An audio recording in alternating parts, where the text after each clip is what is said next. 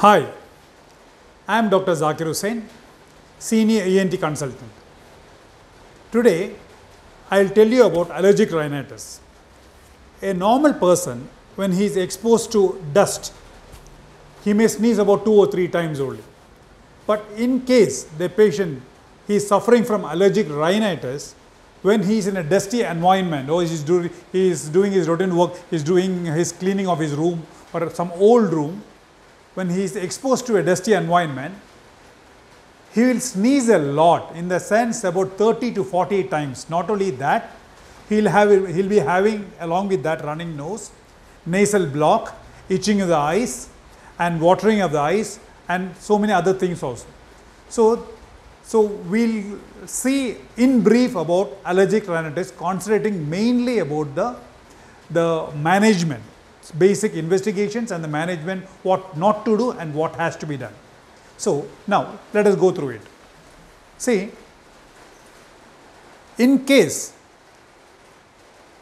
the parents have, or one of the parents they have allergic rhinitis, or both of them they have allergic rhinitis, the child getting allergic rhinitis, the same disease, is the probability is very high. Allergic rhinitis can be of 2 types. One, it can be seasonal, or the second one, it can be perennial. Seasonal means he gets a complaint only during the season, say like June, July, August, or maybe in that particular area, September, October, November, depends upon the season. The second type is perennial, means he gets a complaint throughout the year, starting from January up to December. So he suffers from this every month. Now you have one more classification type that depends upon the severity of the condition. You can say it's a mild case, or you can classify as a moderate to severe case. When do you say it's a mild case? When the allergic problem, it does not hamper his daily activities and he gets a normal sleep and he doesn't require much treatment for it. And when do you call it moderate to severe? When the allergic symptoms, it troubles him a lot and it hampers his daily activities and he gets a disturbed sleep because of the nasal block. He doesn't get a normal sleep. And he requires treatment, otherwise he is not normal. That's how you classify allergic rhinitis. Now, let us see what are the common allergens which induce the allergic rhinitis. The common allergens are, one is pollen and other one is, in India particularly, we have something called Parthenian grass, which is seen on either side of the railway track. It's very common here. So that we can be allergic to that. And the other one is dust allergy, dust mite, because of the dust mite. And suppose you have fur animals at home, say like cats, dogs or rabbits, or you have some birds, the feather birds, all these can be a source of allergen. And some of them, they have food allergy, like egg, maybe allergic to egg, or maybe malt, or maybe any sort of nut, or even milk. So these are the different allergens. Now coming to the complaint of the patient. Now the mild case, it goes unnoticed. What I am going to discuss is about the moderate to severe case. Just by having a look of the face, if the patient is suffering from moderate to severe allergy, we can say that this patient may be having allergic rhinitis. That is, because of the nasal block and rhinorrhea, mean running nose, the patient keeps on rubbing the nose like this. He elevates the tip of the nose like this. Because of that, it results in a small line or crease just above here, this area, which is called by a particular name. Not only that, he gets dark circles around the eye, especially the lower eyelid. This is because the nasal blood supply is rerouted along the muscles of this lower eyelid, and there will be congestion of the blood in the lower lid. That gives the discoloration. These are the changes in the nose. These are the changes in the face, and along with that, they will be having watering from the eye as well as redness of the eyes. He or she keeps on rubbing the eyes. Now, on examination of the ear canal will be dry because because of the itching, they tend to clean more. And on examination of the throat, there will be small elevation, some mild congestion, mean redness with elevation of the posterior pharyngeal wall. And severe case of bronchial asthma, wheezing difficulty, breathing difficulty with a wheeze, they tend to have, for sure they tend to have allergic rhinitis. Likewise, patient with moderate to severe allergic rhinitis, they may develop bronchial asthma. The chances of getting the bronchial asthma is very high. And some of the patients, they may have skin problems also, that is allergic eczema.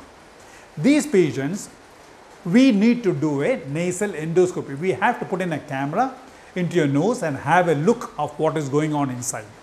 So why we are doing a nasal endoscopy is that because we want to rule out whether you have, because of the allergic rhinitis, have you developed any polyps or not? Or have you developed any rhinosinusitis along with allergic rhinitis? And at the same time, do you have any congenital problem or developmental problem along with that, like deviated nasal septum? And I shall tell you how that is going to help us. So these are three things, common three things which we have in our mind when we are doing a nasal endoscopy. Now, when you do a nasal endoscopy for a patient of allergic rhinitis and he comes to us at a and he has got seasonal allergy, and he comes to us at the season where he doesn't come to us during the season, he comes to us when he is asymptomatic. At that time, when you do a nasal endoscopy, his examination will be absolutely normal. But when he comes to us during his complaint, he is symptomatic during the season, or he is perennial, he has perennial allergy, he has got complaints. That time, what you find is these turbinates, these are called the turbinates. This turbinates, which is seen inside the nose, it will be bulky, bigger in size, it will be pale and bluish in color. Not only that, you tend to find small, thin, whitish streaks, which is called mucoid secretions, clear mucoid secretions, which is very suggestive of allergic rhinitis. And the turbinates, which I have told you, it will be irregular in shape, and we used to term it as mulberry shaped turbinates.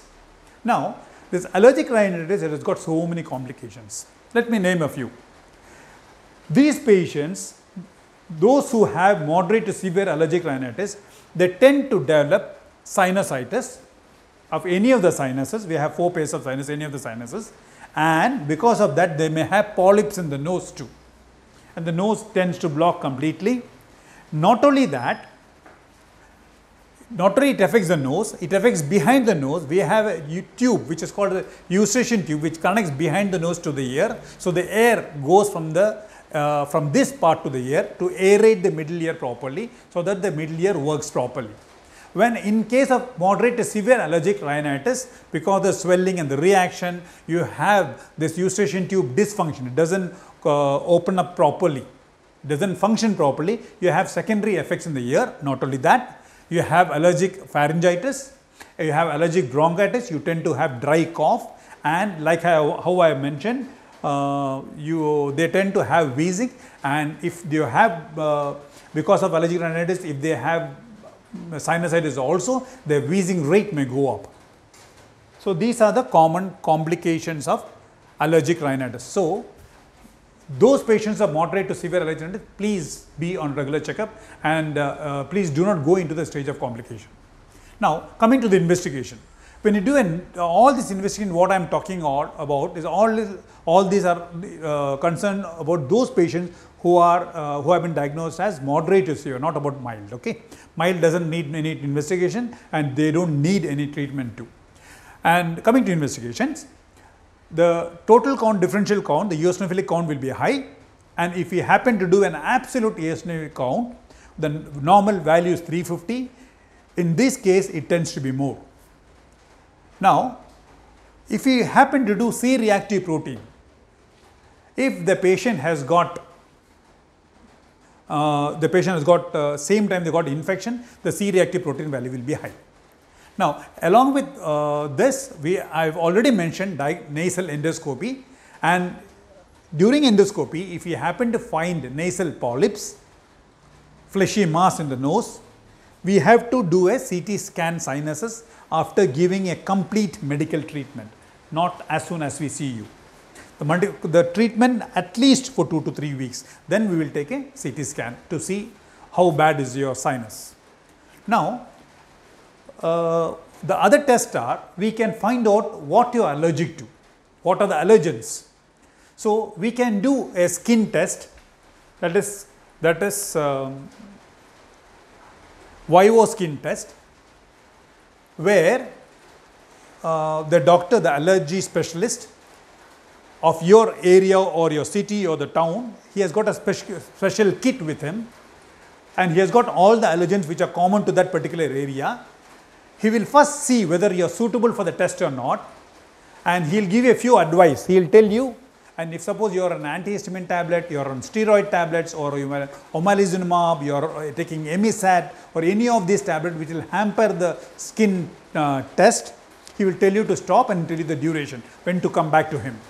And he will check whether you are suitable for the test or not, whether your skin is suitable or not, because there is a condition called dermographism, where just by putting a small line or scratch in your skin, the area swells up. In these patients, we will not be able to do a skin test, because we need a normal skin, and if you want to poke, we inject allergen, and we have to see the reaction to it. When the patient has got a dermographism, even without putting an allergen, if you poke, there will be induration of swelling.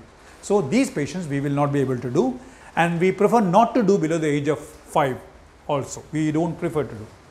Now, coming to when you come for the skin prick test, what he will do, he will inject all the allergens in the forearm, and he will leave that for a few minutes.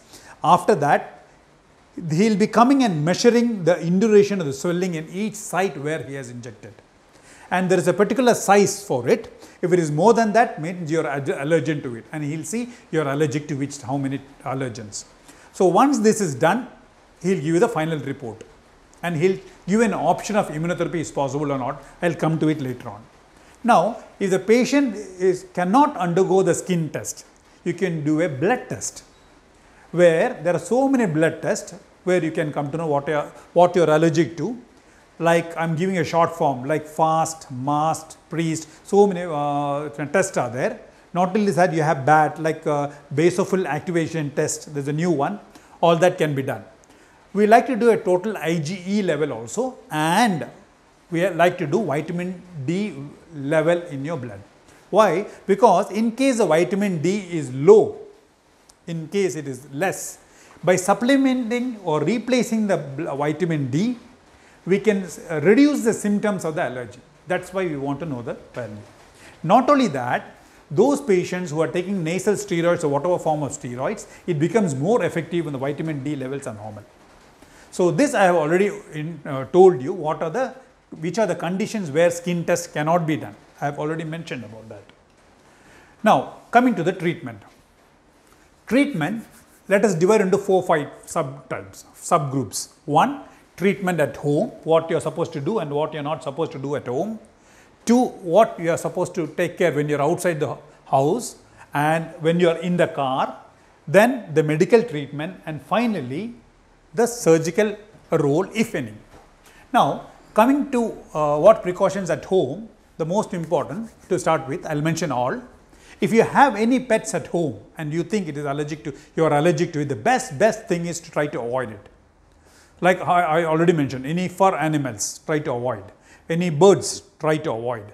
If suppose, no, you are close to it, you need it, try to keep it outside the house and ask somebody else to take care of the animal. And any fur animals, let it be outside the house, and you give them regular checkup with a veterinary doctor, so that he gives a nice bath with all the shampoo, special shampoo, so that the allergens are less. You take care of that in that way. And regarding the cleaning the house, you have to keep minimum things in the house. Don't load your house with stuffs which is not routinely used. Now, so when you do that, your cleaning work becomes very fast. Whatever things you are not using much, please try to keep it in your store. Don't keep in the place where you are working every day. And if you have a curtain in your house, I am sure you tend to have, and that curtain, the carpet and all the stuffed things, please try to replace. The curtains, try to replace with good quality plastic ones. I'll tell you the reason why.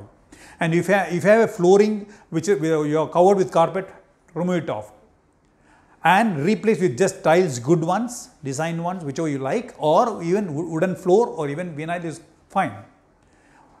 Suppose you want to keep the carpet, then you need to vacuum it properly, and you have to use one particular spray for that, so that you can accuracy so that you maintain it properly.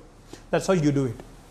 Now you have to cover the curtain. I'll tell you how to clean the curtains. The curtain has to, when you put the plastic, you have to remove the curtain and you just dip in warm water. Warm water means at 50 to 60 degree temperature. Just dip once or twice and leave it to become dry. It dries up very fast. So you can clean this way. You can clean it weekly once, or every 2 weeks you can, fortnightly you can clean, and kindly don't overdo the cleaning. It's not good for you and not good for others also. And likewise, you can cover your mattress and the bed with mattress and the pillow with plastic covers, and you can clean with damp cloth, with little warm cloth. The temperature of the water should be 50 to 60 degrees. So all the wall should be bare if possible, and the toys should be kept in the drawer, not to be kept outside. And wear a mask whenever possible. And when you tend to clean the house, the most dirty part where the dust is more, try to ask somebody else to clean it, and you wear a mask, double mask. And other places where after that you try to maintain it, and other less dirty places you can do it up.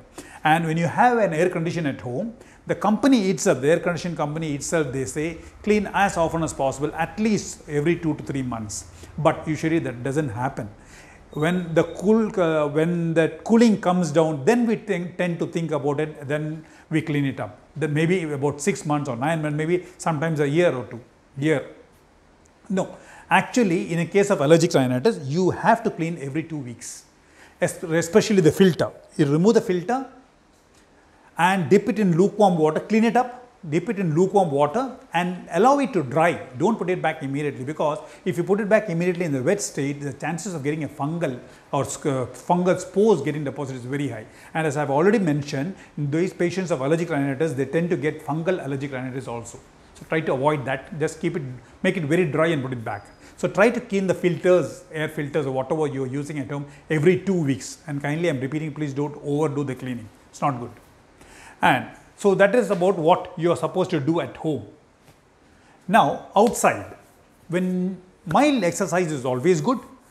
I will do advise yoga exercise, and yoga nasal breathing exercise is very good for the sinuses, and the yoga exercise, breathing exercise is very good for the chest also.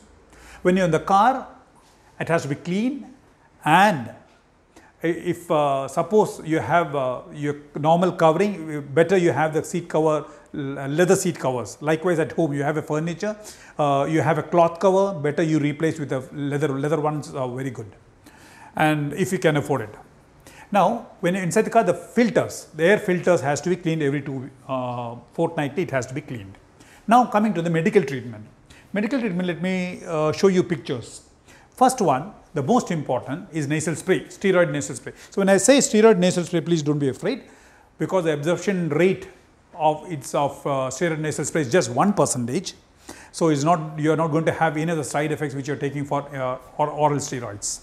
Now in the modern world, all the medications we are trying to use in a nasal spray form. Let it be allergic rhinitis or bronchial asthma. So we are taking less of oral tablets and IV form and more of nasal spray. Likewise, in allergic rhinitis, we prefer nasal spray. So if you want to know about the nasal spray, please do watch my video. Type Dr. Zakir Hussain ENT, steroid nasal spray, and go through that. I have detailed about it, how to use, how not to use, what are the precautions to be taken. So I am not going to mention about that in this video. Nasal wash, this is very good. It's very helpful also, and you don't have any chemicals in this.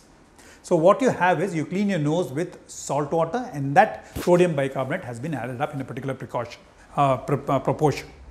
Now how to use that, how not to use, what is the trick behind it, what are the indications, and what are the problems you can have and how to avoid that. If you want to know, please do watch my video. Type in YouTube Dr. Zakir Hussain ENT nasal wash and you will get it. Now, these are the two most important treatment, and most of them, majority of them, they can get along with this. Some of them, they may need additional help with leukotriene inhibitors. Along with that, if it is severe more, you can add up antihistamine tablet also for short duration, not on a prolonged day. Some of the patients may need oral steroid. Who are the patients who need oral steroids? When you do a nasal endoscopy, when in nasal endoscopy, when you put in a camera in the nose and when we see there's a polyp or flesh growing in the nose, we have to take a CT scan and we have to give a course of oral steroids also. The oral steroids has got so many complications. I'll tell you in brief, but first let me tell you how the technique of taking it. The most important, you have to take it out of food. Suppose the doctor has advised you 50 milligrams per day. In that case, one tablet is 10 milligrams, 5 tablets a day, nothing in the afternoon, nothing in the night. That goes on for 5 days.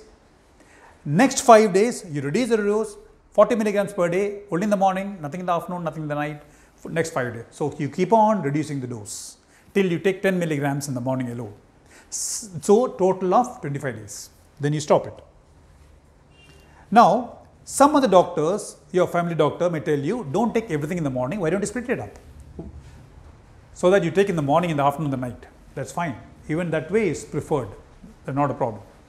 Now, coming to the side effects. There are a lot of side effects for oral steroids. I am not scaring you, but it's better you be aware of it.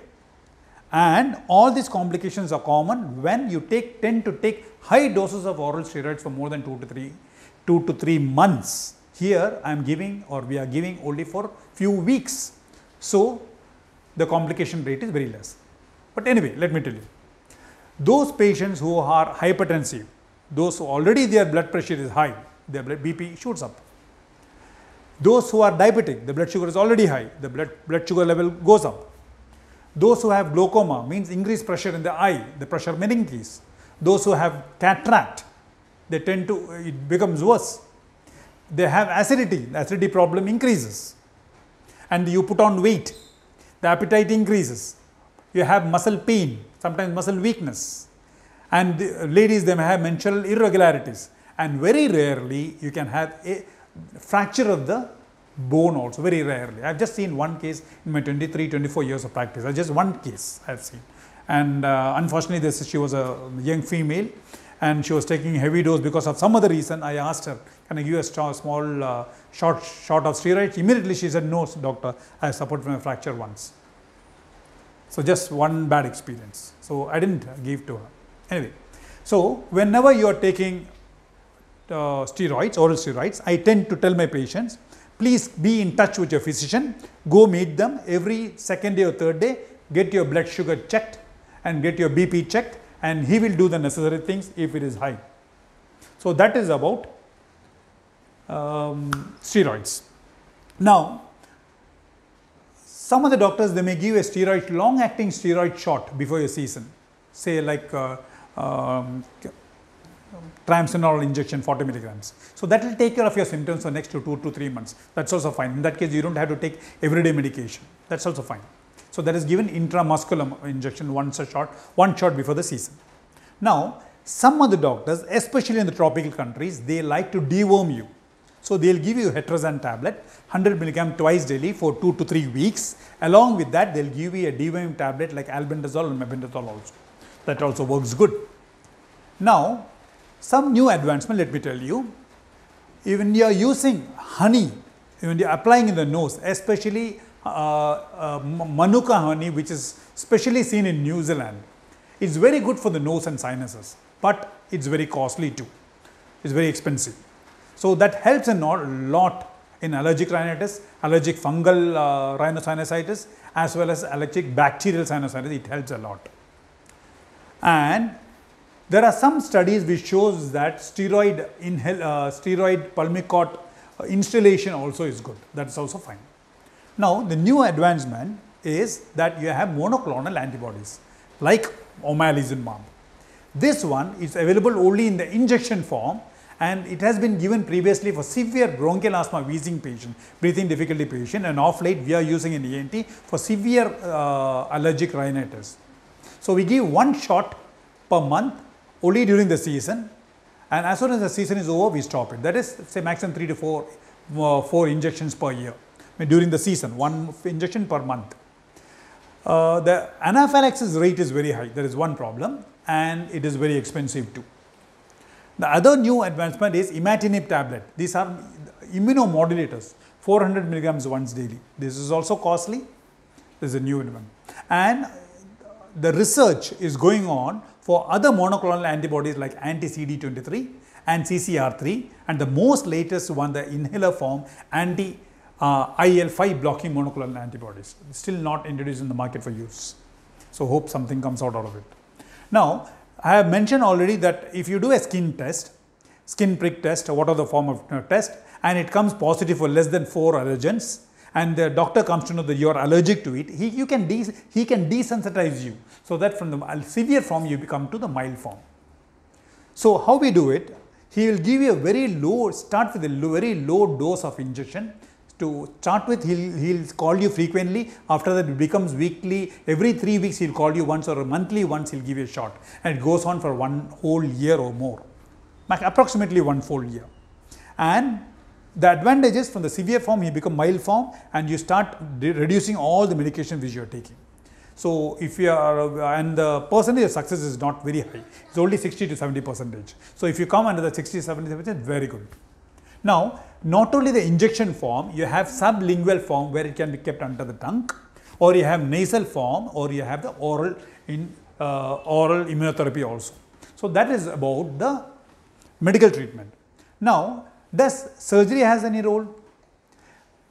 See, surgery as such, by doing any single surgery, you cannot remove the allergy from your body. Allergic rhinitis, once you are allergic, you have been diagnosed as allergic rhinitis, you are always in that point. It is not going to change. Like how you have hypertension and you have moderate hypertension, you are taking tablet, you have to take it lifelong. You have diabetes mellitus, you have blood sugar is high, you have to take it for lifelong. Likewise, you have allergic rhinitis, severe, you have to take medication. Once you stop the medication, it comes back. So what is the role for surgery? Surgery, in case of in those patients with allergic rhinitis, when it is severe, the turbinate tends to be big. It blocks the nose. So applying the nasal spray and washing the nose with nasal wash tends to be very difficult. So if in case the turbinates are high. So we give the maximum medical treatment, and we are not able to reduce the size of the turbinates, then we have to reduce the size by doing a surgery. We do a turbinoplasty. It's a daycare surgery. You come in the morning and we do the surgery. You go back home by 4 or 5 o'clock, same day. Now, some patients, the septum, nasal septum, instead of being straight, it is bent to one side. So it is called as deviated nasal septum. And the same patient, he is suffering from severe allergic rhinitis, and I am prescribing him, or we are prescribing him, nasal spray and nasal wash. He will not be able to use it on one side. It becomes difficult for him. In that case, we have to do a surgery and correct the nasal septal deviation and make it straight. The surgery is called a septoplasty. And your number of days of admission is just 3 to 4 days, and you will be back to normal within 4 weeks to 6 weeks. And unless we correct this and make it straight, he will not be able to use the medication properly. In short, the surgery is to make you more comfortable so that you can use your medications properly. So I have told you about allergic rhinitis little bit in detail, and you should know that this is very common, and 40% of the population, they are suffering from this. So especially I am concentrating on all the complications I have told you. So to avoid all the complications, you have to take the medications properly. Please follow it. And I hope you like this video very much. Kindly share with your friends, and thank you so much for watching my video.